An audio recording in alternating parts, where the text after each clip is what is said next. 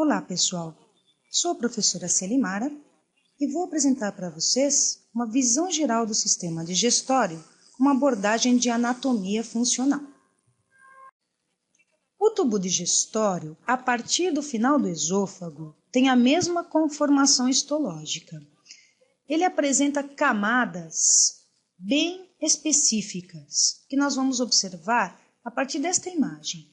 Imagine você aqui, então, tente enxergar o mesentério prendendo uma alça intestinal. Então, aqui eu tenho o mesentério e logo em seguida a face do peritônio visceral, que está envolvendo esta porção da víscera. O mesentério envolvendo aqui, tudo isto, então, é o tubo digestório. Aqui a luz do tubo, certo? E a partir da luz do tubo, nós temos a formação da túnica mucosa. A túnica mucosa apresenta um epitélio de revestimento, que pode variar bastante, dependendo da região do tubo digestório. Além do epitélio, temos a lâmina própria. A lâmina própria é tecido conjuntivo frouxo ou areolar. E contornando a lâmina própria, nós temos a lâmina muscular, tá? A lâmina muscular está em vermelhinho aqui. Esta aqui é a camada chamada túnica mucosa. Revestindo a túnica mucosa, que pode variar, dependendo do segmento, nós temos a túnica submucosa, que é tecido conjuntivo frouxo. Essa túnica submucosa, que foi cortada aqui nessa região para você observar a túnica muscular da mucosa, aqui a túnica submucosa, e na túnica submucosa nós encontramos um plexo nervoso chamado plexo submucoso. O plexo submucoso pertence ao sistema nervoso intrínseco do sistema digestório, que é bem específico desse sistema, que vai controlar os movimentos, aqui principalmente dessa musculatura lisa, que tem inervação. Acima do plexo submucoso, nós vamos já estudar a túnica muscular. A túnica muscular tem dois revestimentos, duas camadas. A camada circular, que a gente percebe aqui, que é esta que está cortada.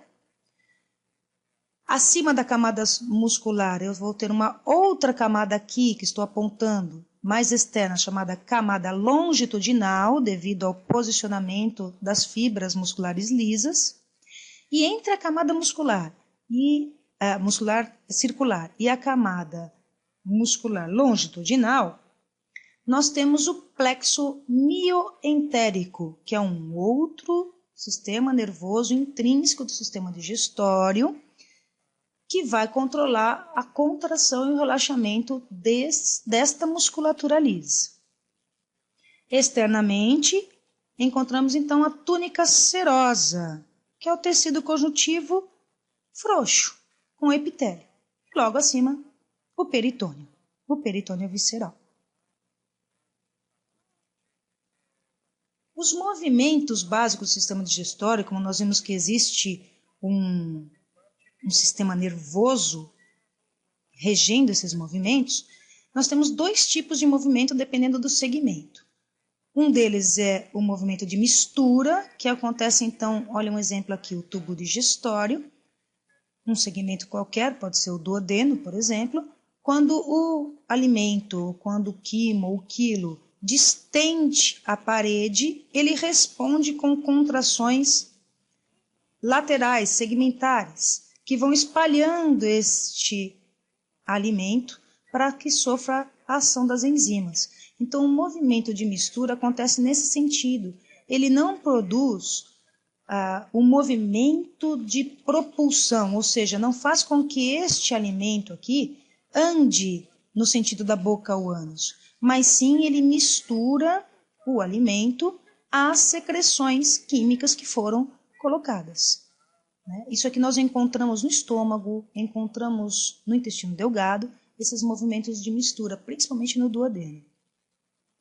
O outro movimento, que é o mais conhecido de todos, é o movimento peristáltico, que é o movimento de propulsão, aquele que vai mover o alimento dentro do sistema. Olha um exemplo aqui do estômago, o duodeno e o intestino delgado. É preciso que este alimento, que já não é mais alimento, né, mas que ele ande dentro deste tubo, neste sentido. Para fazer com que ele ande, contrações em formas de anel circular acontecem, empurrando o alimento no sentido do ânus. Exatamente da forma como está representada aqui nesta figura, olha só. A contração acontece e empurra esse alimento nesse sentido. Bastante interessante, né?